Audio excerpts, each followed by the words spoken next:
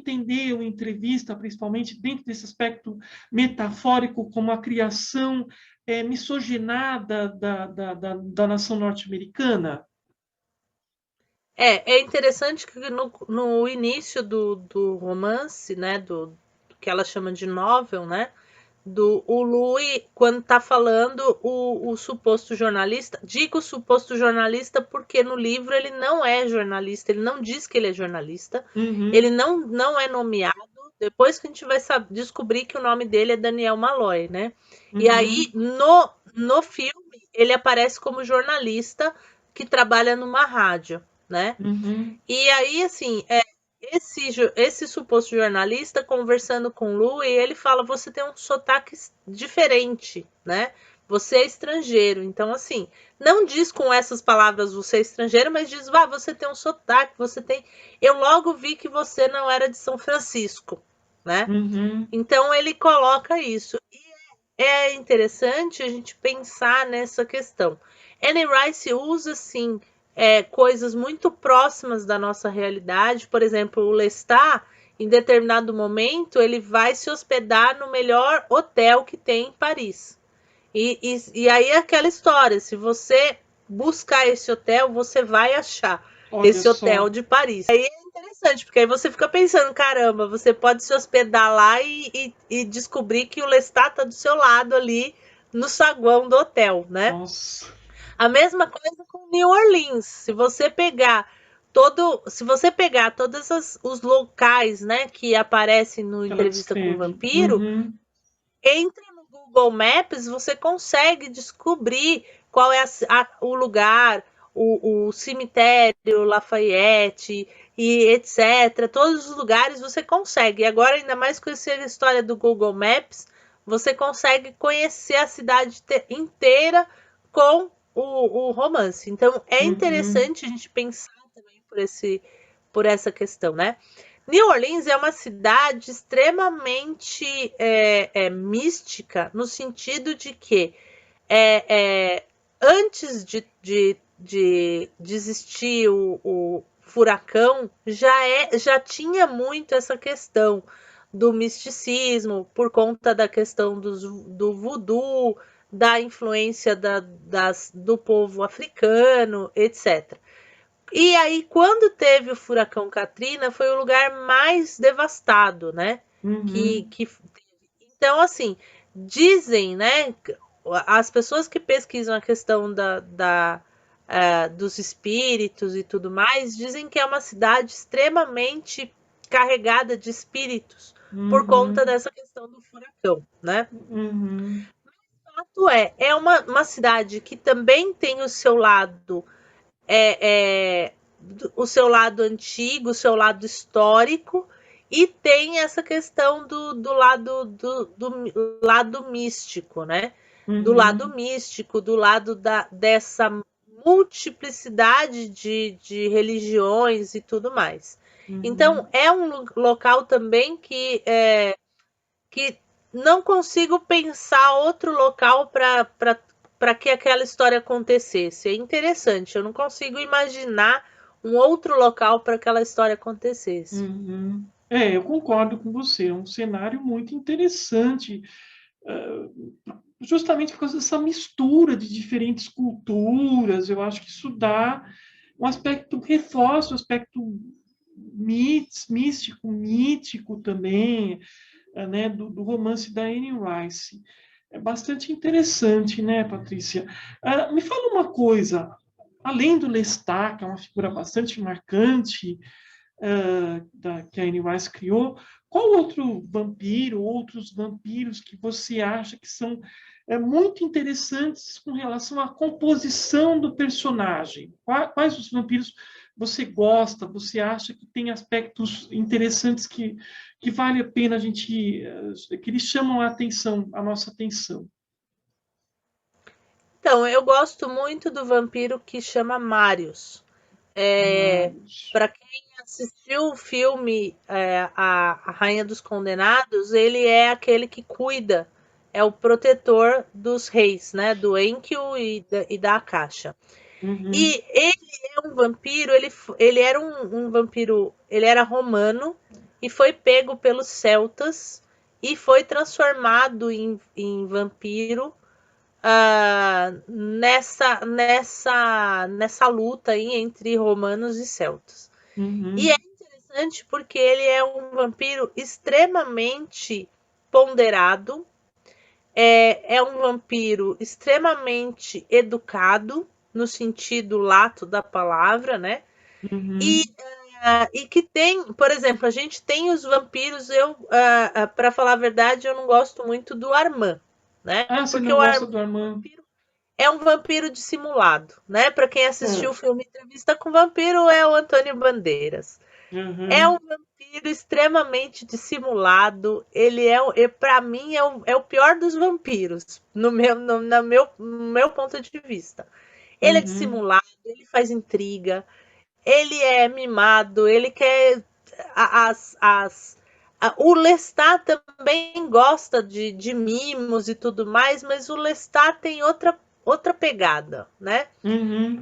Mas Uhum. o Marius é aquele vampiro assim que é o vampiro cabeça, que é o vampiro que pensa, o vampiro que não age por impulso, né? Uhum. O Lestat Uhum. ainda age por impulso, o Marius não, o Marius é o vampiro que pensa. Então assim, o meu vampiro predileto depois de Lestat é o Marius, né? Uhum. Porque eu acho que, assim, se eu fosse um vampiro, eu gostaria de ser desse jeito, ponderado, sabe, político, sabe lidar com as situações, nada de rompantes de desespero e de terror. Então, eu Uhum. acho que é um vampiro que merece todo o nosso crédito e não é muito, né, valorizado. Por exemplo, no filme da Rainha Caixa é terrível, né? Uhum. Coitado, discriminado. Mas no romance ele é uma personagem muito forte. Uhum. Tá. Ô, Patrícia, já que a gente está, né, começando a falar sobre cinema, eu queria que você comentasse comigo, assim, me desse as suas impressões. Quais são as suas, quais são os filmes que você acha que tem as representações da figura do vampiro que você acha que são mais interessantes, que te chamam mais a atenção? Você pode falar isso para gente? Quais são assim os filmes de vampiro que você mais gosta, que você acha mais interessante? Olha, eu gosto do Nosferatu de 1922, Hum. porque eu acho que o vampiro tem, apesar que, né, tem que precisa ver a cópia que vai ser apresentada, porque eu tenho duas cópias. Uma Uhum. que não tem a cena, mas tem um outro que tem uma cena que eu acho muito interessante. O vampiro, ele pega o caixão dele e fica rodando a cidade para procurar um lugar. Sim, sim. Aham. Então eu acho aquela cena extremamente interessante.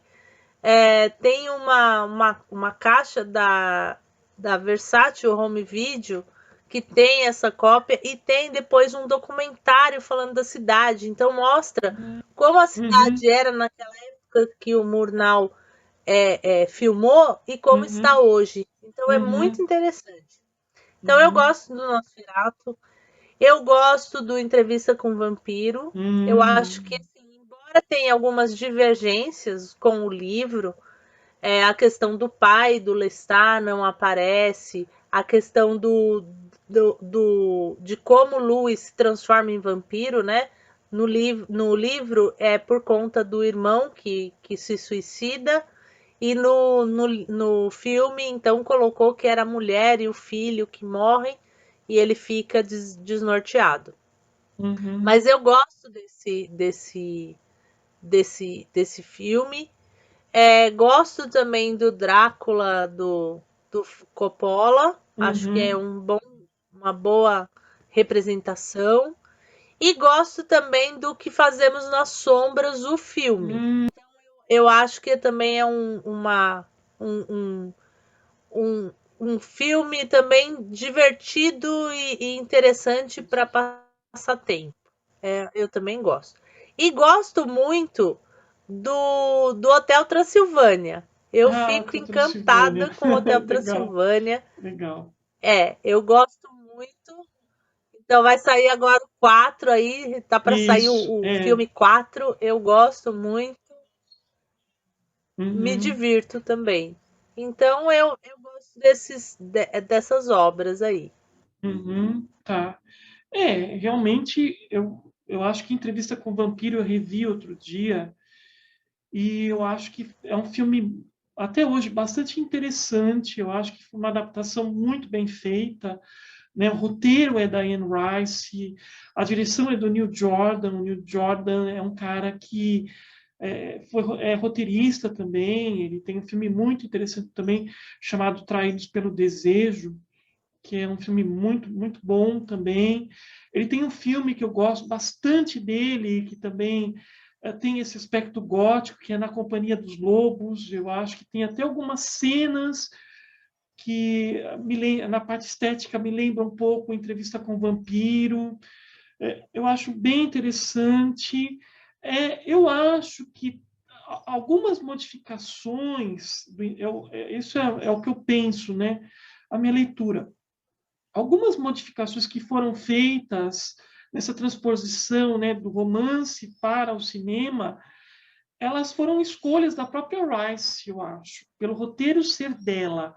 Então, talvez ela tenha, porque no romance, né, você sabe que o motivo do Luiz, o principal motivo do Luiz se tornar um vampiro é porque ele se sente responsável pela morte do irmão dele, e aí ele se torna realmente um bêbado, um desleixado, e ele tem uma depressão muito forte e tal. Então ele se torna uma isca para o Lestat. O Lestat fica olhando ele toda hora lá. O Lestat acompanha a degradação moral dele e vai atrás dele justamente porque ele tem aquela intenção de se apropriar da casa do Luiz, né? Porque ele sabe que o Luiz é um fazendeiro muito rico, tal, e ele está querendo abrigar o pai dele na casa, enfim. Então eu acho que isso para um filme, a Anne Rice talvez tenha pensado que não ficaria tão bom, então ela coloca a morte da mulher do Luiz justamente para ser um motivo de depressão dele, da degradação moral dele. Eu acho que ela quis enfatizar essa questão da depressão do Luiz e da degradação moral dele. Outra coisa que eu acho muito interessante no filme, você quer falar alguma coisa? Pode Tem falar. um livro que a Anne Rice deu várias entrevistas, e é uma biografia da Anne Rice na época de 92, 92 não, minto, 96, depois que saiu o filme, e ela fala que ela colocou a questão da mulher e do filho para ser um Hum. pretexto para Cláudia, Ah, para quando tá. a Cláudia Uhum, viesse, uhum. fosse algo que ele já tinha um desejo paterno aí, e aí Hum. então ela aparece. Na questão Isso. do filme, a gente também não sabe. A questão do Lestat ter o pai cego, no romance, a gente tem ideia de que, primeiro, o Lestat não foi transformado em vampiro muito tempo, porque o pai dele ainda está vivo.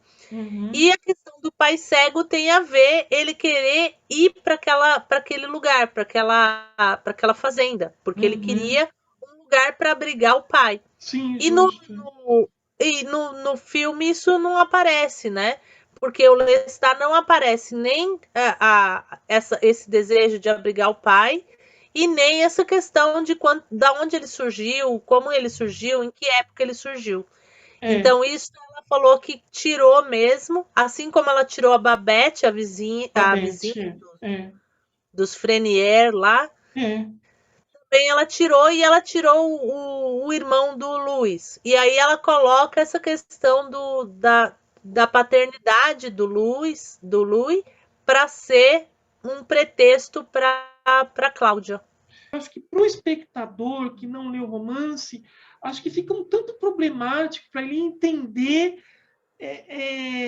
a relação do Luiz com o pai. Uhum.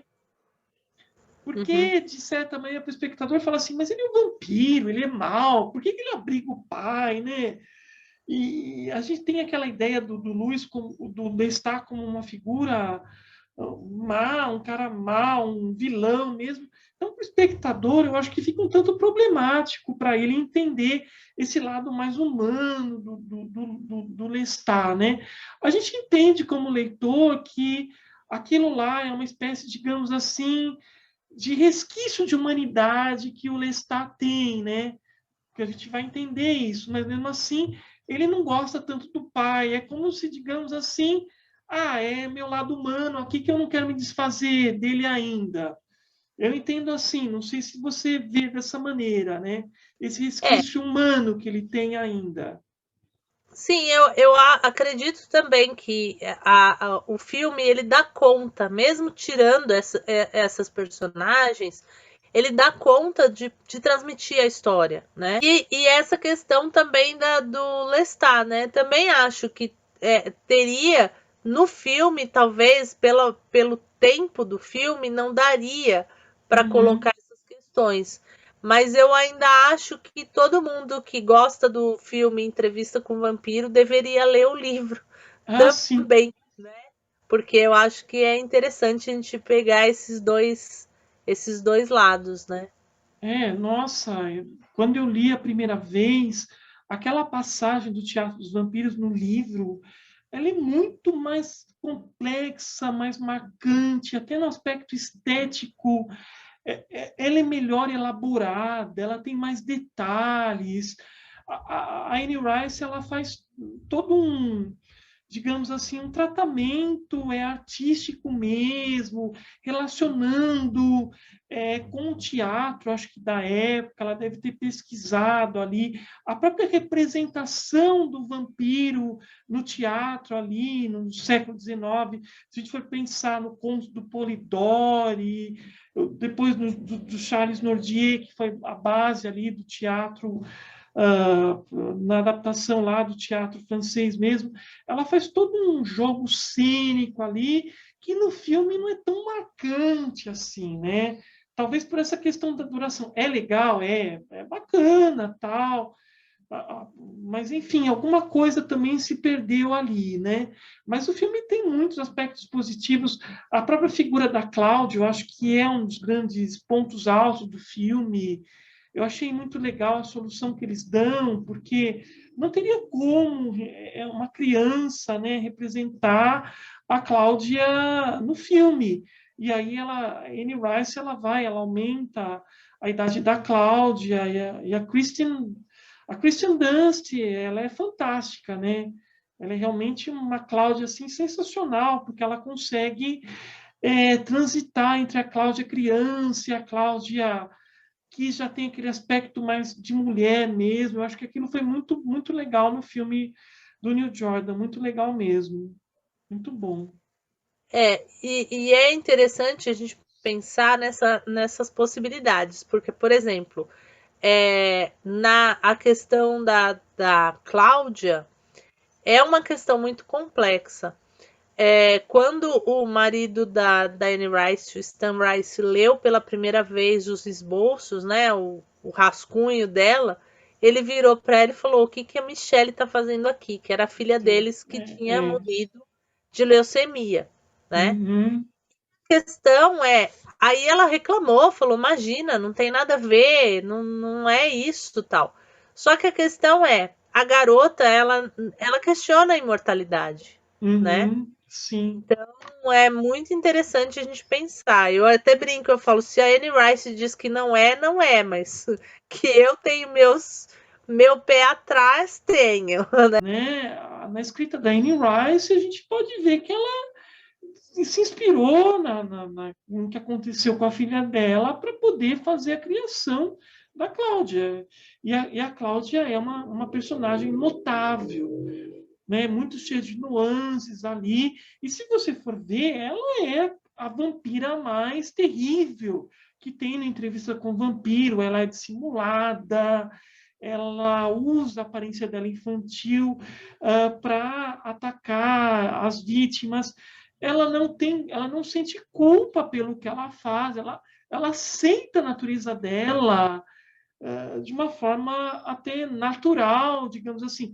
Ela aceita como vampira, não como a questão da mulher, né? Ela fica revoltada dela ser uma criança eternamente, porque ela quer ser uma mulher. Ela tem a cabeça de uma mulher aprisionada num corpo de criança. Então, nesse aspecto, é muito interessante essa representação da criança vampira, entrevista com o vampiro, né? Muito interessante. É, é bem interessante mesmo, porque depois ela vai pedir pro Louis transformar uma mulher que fazia bonecas, né?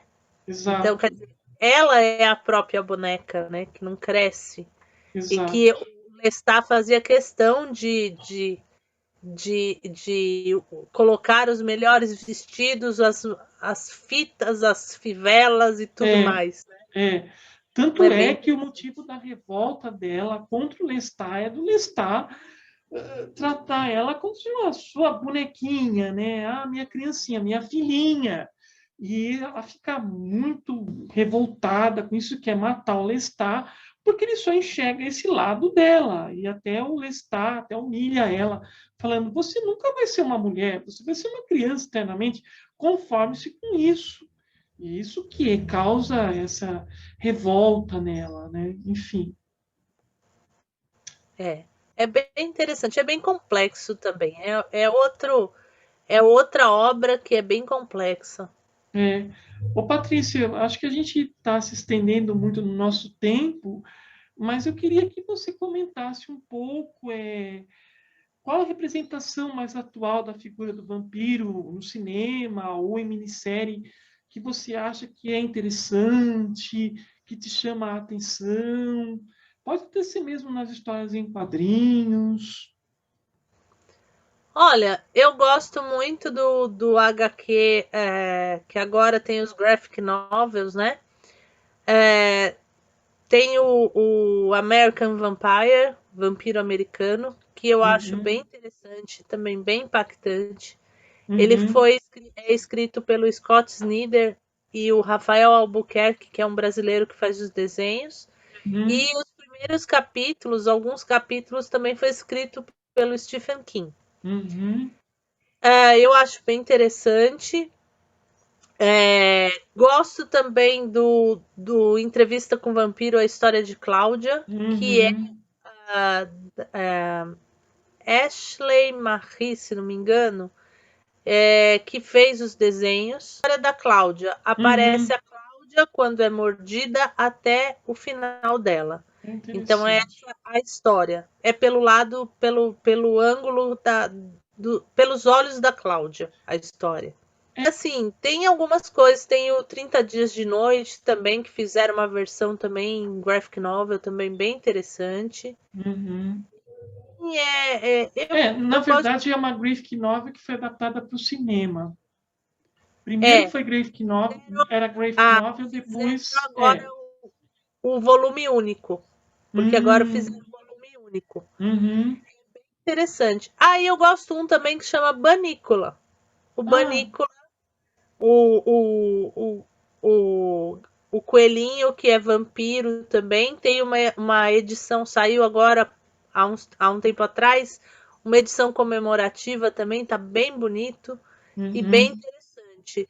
E o Banícola foi escrito por um casal que a esposa estava doente e aí eles começaram a escrever a história justamente para tentar passar o tempo e tudo mais. E aí eles Uhum. decidiram fazer esse do Banícola. É bem bonitinha essa história, ainda mais sabendo como foi feita, né? Aí dá mais vontade ainda de ser o xodozinho da gente. Ah, Mas eu tá. gosto dessas coisas, eu gosto dessas. Eu gosto de graphic novel, acho que é bem interessante. Então, Eu eu tenho, eu tenho uma aqui que eu acho bem legal, tá? É uma nova roupagem para o mito do vampiro. Eu não sei se você conhece essa aqui, ó. Porque assim, é mais ou menos o seguinte a história, né? No começo nós temos ali um cara que ele é um militar nazista e aí ele morre e depois ele vai parar num outro mundo. Então, digamos assim, que é uma espécie de terra invertida. E nessa terra invertida, o que vai acontecer? As pessoas más, elas vão reencarnar como seres monstruosos. E aí elas reencarnam sob forma de fantasma, de lobisomem e de vampiro. Então, digamos assim, que quanto pior você foi no nosso mundo, mais poderoso, mais monstruoso você vai ser nessa terra invertida. E os que são mais poderosos são justamente os vampiros. Os vampiros é que dominam esse lugar, né? E aí ele vai renascer como um vampiro nesse lugar, tal, e ele vai ter que realmente passar por um treinamento ali para se tornar um líder ali entre os vampiros. Tem um pouco a ver com o Ano Drácula, sabe? Porque quem manda lá, quem é a autoridade superior, é o Drácula. É uma HQ pesada, está indicada para maiores de 18 anos, porque tem muitas cenas de violência, de sexo também, né? Não explícito, mas tem cenas assim, um tanto, né? Bastante eróticas, tá? Então a gente pode ver que o vampiro realmente, nas artes, na literatura, no cinema, ele pode ser sempre revista, essa imagem do vampiro sempre ser revista, ganhar novas significações, novas representações. Eu acho que isso que é tão legal e que faz com que esse ser monstruoso ele acabe se tornando realmente imortal aí, porque a gente pode vê-lo de várias maneiras, né? Muito legal mesmo. Essa é a questão, né? Porque assim, por exemplo, a gente tem a questão do crepúsculo, que todo mundo reclama, tal. Uhum. Mas o crepúsculo é um outro tipo de vampiro. É que a gente gosta do vampiro com presas, né? O vampiro mais sanguinário, o É. vampiro mais, né? Uhum. Ruim por natureza, né? É verdade. Amaldiçoado. Não o É, vampiro que brilha no sol, mas tá é, valendo também. É um é, outro tipo, né? Então a gente verdade. tem que pensar nessas questões. E o tempo todo, né? O tempo É, todo tem essas diferenças desses vampiros, né? Não tem exato. como a gente não pensar nessas diferenças. Então, assim, eu agora estou estudando os vampiros brasileiros. Então, estou Ah, lendo tá. muita Julia Moon, Marta Argel, o próprio André Bianco. André Então, Bianco. eu tô nessa tentando entender um pouquinho esses vampiros brasileiros aí, o que que tá acontecendo nessa leva. Então é interessante a gente pensar que tem vampiro para todos os gostos. Tem vampiro que brilha, tem vampiro bonzinho, tem vampiro como o caso do Conde de Saint-Germain, né, que inspirou o Hotel Transilvânia, né, o Hum, desenho do Hotel Transilvânia é o vampiro bonzinho. Então tem esses vampiros de tudo quanto é gosto. Tem vampiros crianças, vampiras mulheres, vampiros homens, bonzinhos, maus, etc. Então é uhum. tem uma diversidade muito grande. Inclusive, eu comprei esse livro, né? Esse livro aqui, ele é escrito só por mulheres, mulheres que escreveram contos sobre vampiros.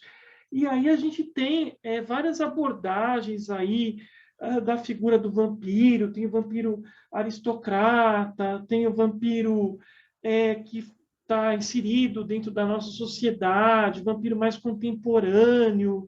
Tem assim, tem contos que têm aspectos de vampirismo, não tanto a figura do vampiro, mas aspectos vampirescos, digamos assim, né? E é curioso porque esse livro aqui tem a introdução da Ingrid Pitt. Eu não sei se você sabe quem é a Ingrid Pitt. A Ingrid Pitt é a atriz que fez a Carmila no cinema. Então ela faz o prefácio, né? E é muito legal. Ela fala um pouco da vida dela como vampira, né? Ela vai narrar um pouco os bastidores ali dos filmes que ela fez na Hammer, contando um pouco da experiência dela com a Carmila do cinema, Muito interessante, legal. né? Patrícia, eu acho que nós já conversamos bastante sobre esse assunto. Realmente, assim, é um assunto muito interessante. A gente pode continuar conversando por várias horas, né? Mas acho que a gente já tem um bom tempo aí de conversa.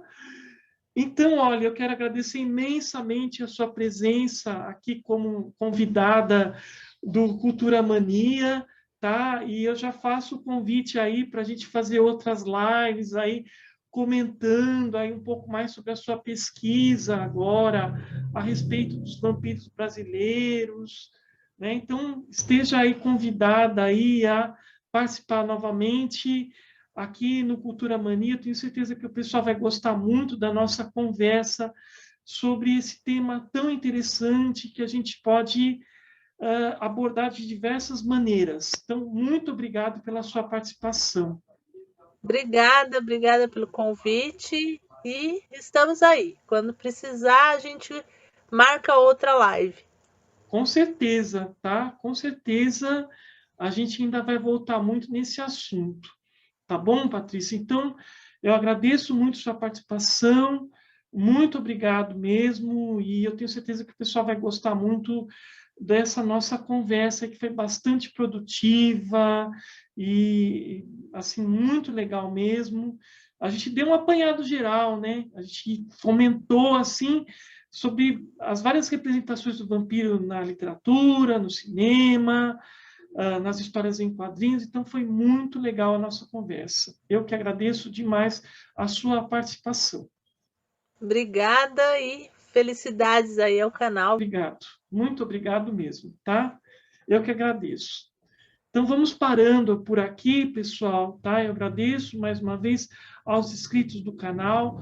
Continuem dando seu joinha, me incentivando aí a divulgar o Cultura Mania.